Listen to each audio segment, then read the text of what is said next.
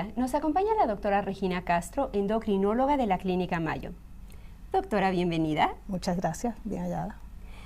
Una de las preguntas que mucha gente tiene es ¿cuál es la diferencia entre la diabetes tipo 1 y la diabetes tipo 2? Ok, la diabetes como tal es un síndrome que se caracteriza por niveles altos de glucosa en la sangre. Las causas de la diabetes pueden ser muy diferentes y aquí tenemos, por ejemplo, el caso de la diabetes tipo 1 y la diabetes tipo 2.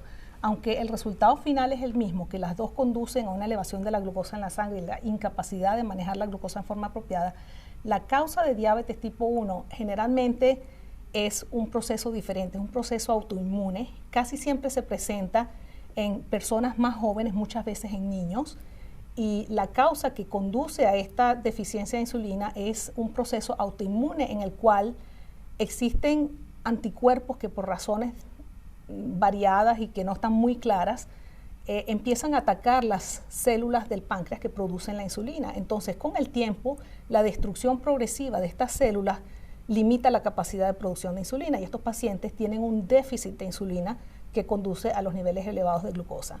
En el caso de la diabetes tipo 2, el proceso es un poquito diferente. La mayoría de estos pacientes con diabetes tipo 2 tienden a ser adultos de edad más avanzada y aquí el proceso que conduce a la elevación de la glucosa no es tanto una deficiencia de insulina, más bien aquí estos pacientes generalmente tienen capacidad de secretar insulina, pero la insulina no trabaja de la misma manera, no trabaja de la misma forma tan eficiente. El cuerpo no responde de la misma manera que en una persona no diabética al efecto de la insulina. Existe lo que se llama resistencia a la insulina. Una de las principales causas de esta resistencia a la insulina es la obesidad.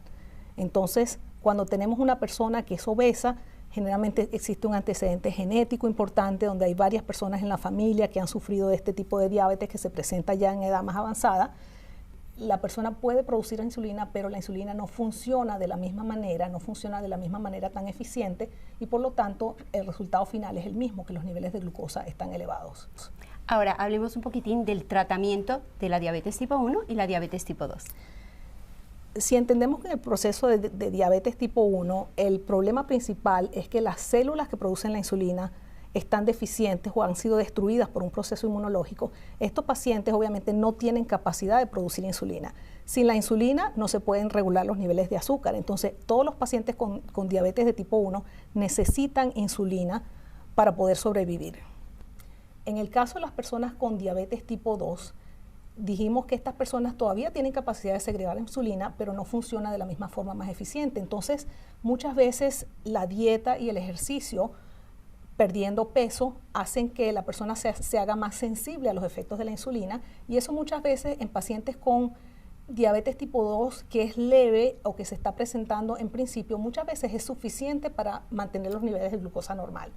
Un poquito más adelante, cuando el proceso está más avanzado, se necesitan muchas veces medicinas. Hay medicinas que en el caso de los pacientes con diabetes tipo 2, su función es sensibilizar a las células del cuerpo al efecto de la insulina que estos pacientes están produciendo pero que no funciona tan efectivamente.